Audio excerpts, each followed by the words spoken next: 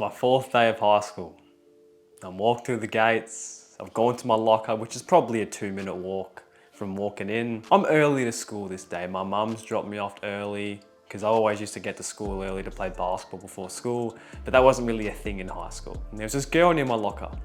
So I went up to her and I said hello, because why not? And she looked at me funny, because I don't think she knew who I was. In year 7, not many people were very social. My face went red as a tomato, right in front of her, and she just started fucking laughing, bro. And that day, I was just so anxious within myself.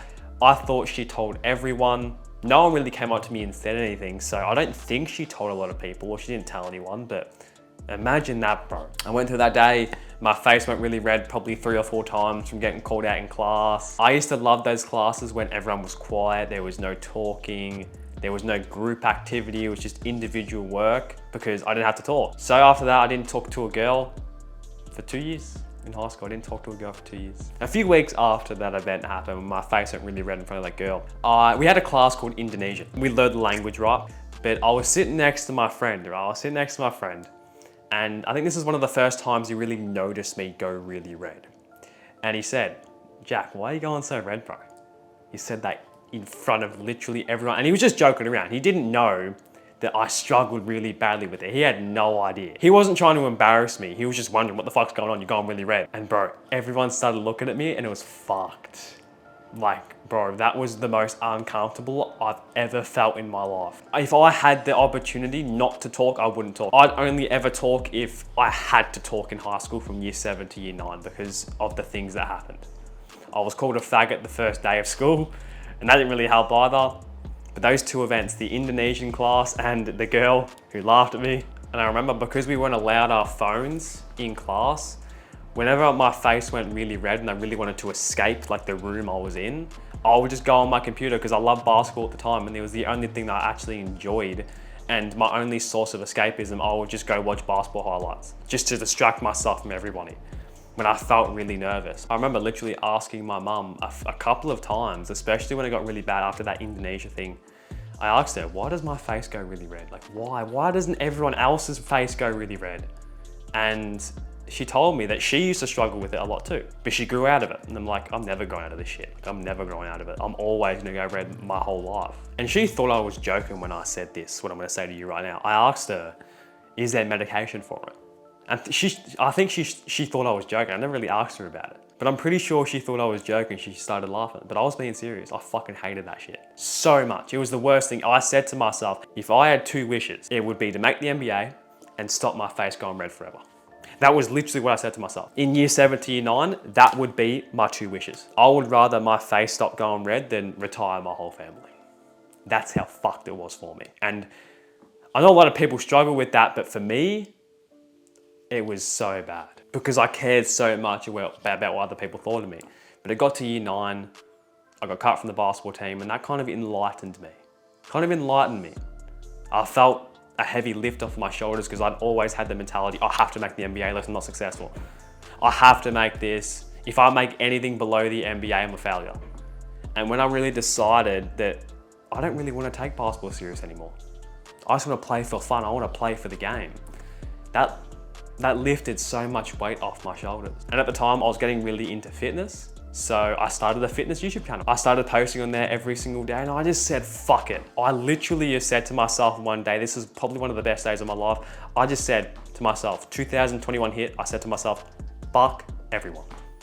Seriously, fuck everyone. At the back of my mind, I still cared so much about what other people thought of me, but it was such a big step. Such a big step forward. And because at the time I only had like 600 followers on Instagram because everyone I knew followed me, like no one that I shared content with followed me.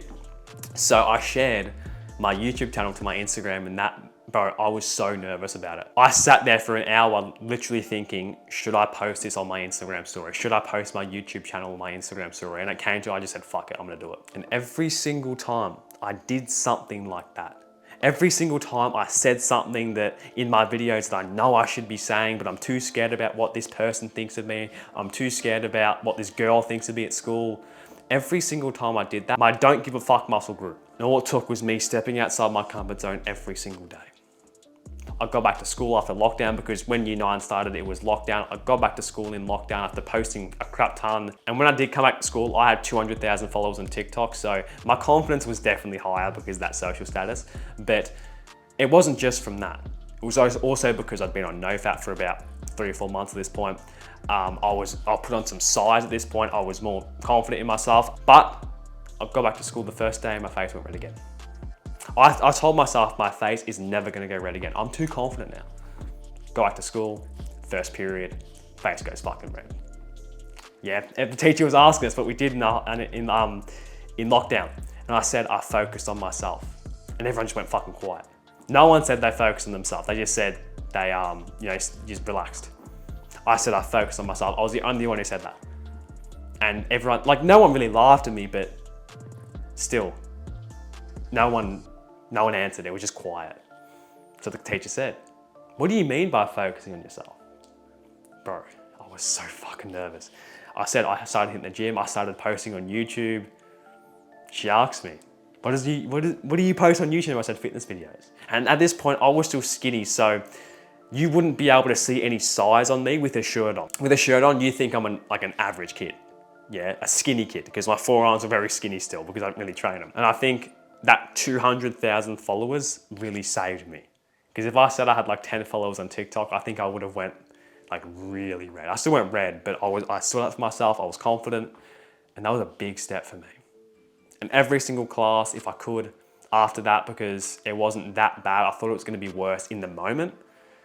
Every single class, I stuck my hand up. Even if I didn't really know the question, I knew a little bit about the question, I would still do it. I'd put my hand up and answer that fucking question. I don't care if I got it wrong.